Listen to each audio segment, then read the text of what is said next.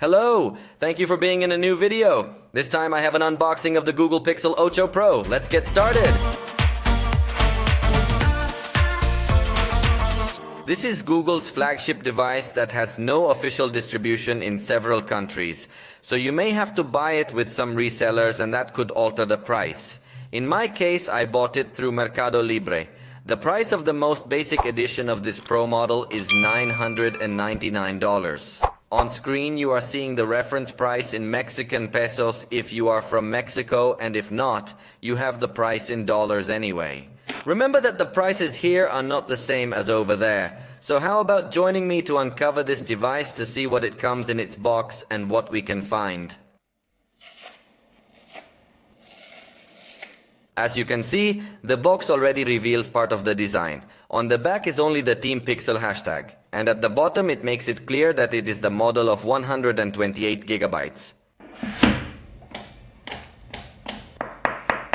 And as you can see, we directly meet the cell phone. We just opened the box, and the truth is that it is very nice design that has this cell phone. The camera module that connects directly to the metal frame is too nice. It slightly reminds me of the tab that the Galaxies had that I loved. So this Pixel design looks very original to me, although it will obviously store a lot of dust in this area of the camera module, but it is simply a matter of constantly cleaning it.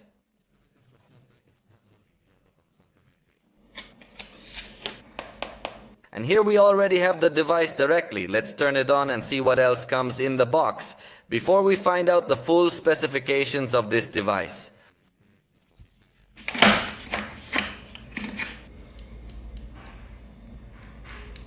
As you realize, in addition to including the USB-C cable, which is something traditional, it is curious that we include this adapter that is from USB-A to USB-C. You may wonder why. Well, according to Google, with this accessory, you can quickly transfer your data from your old phone to your new phone.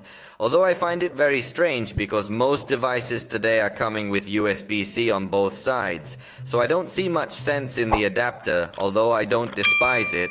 In fact, it's a pretty useful adapter for a lot of people.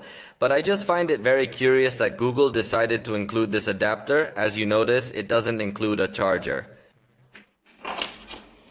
It simply includes a mini quick start guide, accompanied by the tool to remove the tray. In this part, they give us some pages where we can get more information.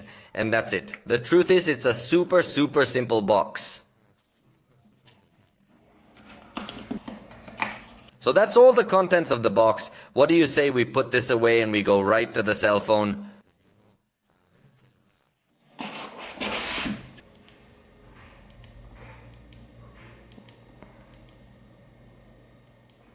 Let me set it up and I'll get back to you.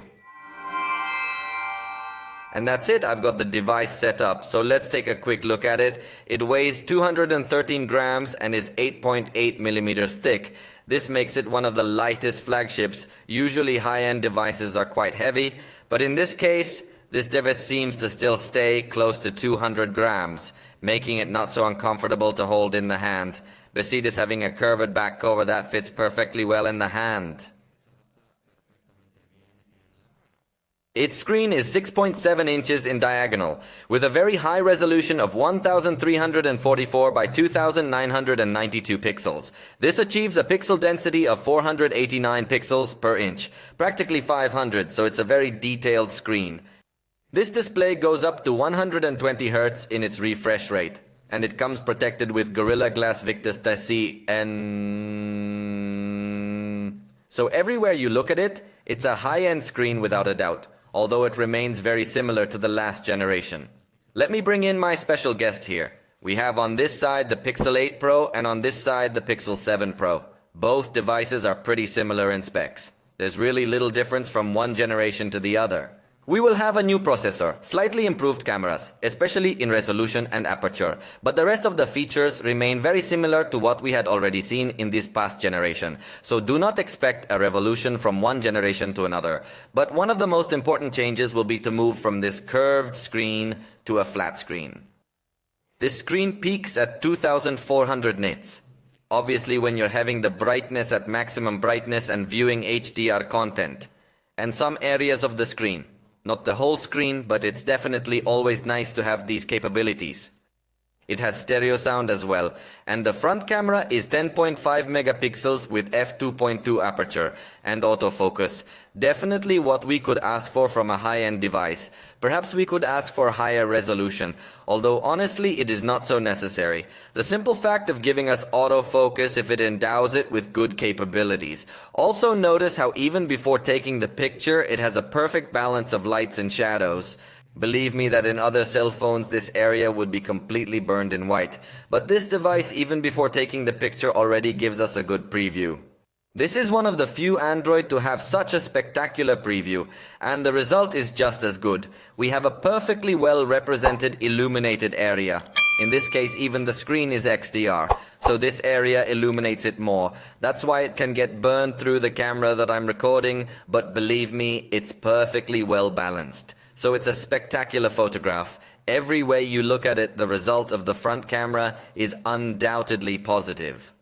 On the back we have the main camera of 50 megapixels with f1.68 aperture, and it will be one of the main evolutions, since previously the aperture was not so bright. Then we will have the ultra wide angle camera of 48 megapixels. This is another one of the improvements because previously we didn't have that much resolution. And in this case, the aperture is f1.95. It's also a good thing to have this level of aperture on the ultra-wide camera. And finally, the third camera is a telephoto camera with f2.8 aperture and also 48 megapixels on its sensor. The optical zoom is 5 times, so it really is a very good photographic system. Plus, remember, supported by all of Google's intelligence. With the main camera, you could take high-resolution pictures, and it's definitely going to take advantage of all that sensor resolution. You can get to notice a lot of detail in this photo. Here I have a result with the ultra-wide camera, and here with the main camera. And definitely believe me, the results are very good. Possibly through the camera you can't see such a positive result because it's hard for the camera to record this XDR screen. So this screen is emitting more brightness in this area to represent very realistically how the situation is in this photograph where a lamp is illuminating this area. Believe me, the result is spectacular. With the 5x periscope lens we also have excellent quality. I find it a good thing that it has a good aperture for this type of conditions where there is not so much illumination. And the maximum that lets us get is 30x, where we still notice a good level of detail. I think it is definitely a device that has a pretty powerful camera, which we will talk about in more detail in the review. But for now, the first impressions leave us with an excellent feeling of an extremely powerful photographic system. This device has the ability to record in 4K at 60 frames per second with any of the 3 cameras, so the experience is very positive in video recording. Its battery is 5050 milliamps with support for 30 watts fast charging, but the charger must be purchased separately. I think this is a point that will always bother us. Fortunately, it is compatible with power delivery, so you could also buy a charger not necessarily original, simply that supports this standard, and it will be an optimized charge. In fact, it also has wireless charging, and it also has the function of using its back to charge other devices wirelessly as well. The base version starts with 128 gigabytes of storage.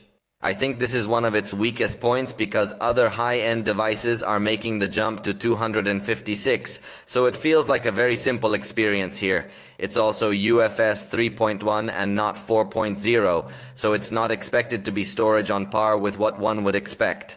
There are also 256 and 512 gigabyte versions available, but it definitely bothers a bit that the base edition is 128. Though fortunately note that the system takes up very little space really, unlike other devices that have more than 20 gigabytes used. In this case, it is only 7.5. It has a fingerprint reader inside the screen and its processor is the new Google Tensor G3. To finish this video, we are going to test what is the result that can give us in a benchmark this processor. Let's wait for it to finish and come back to see the score. And here we have its score 1774 for single core and 4188 in multi-core.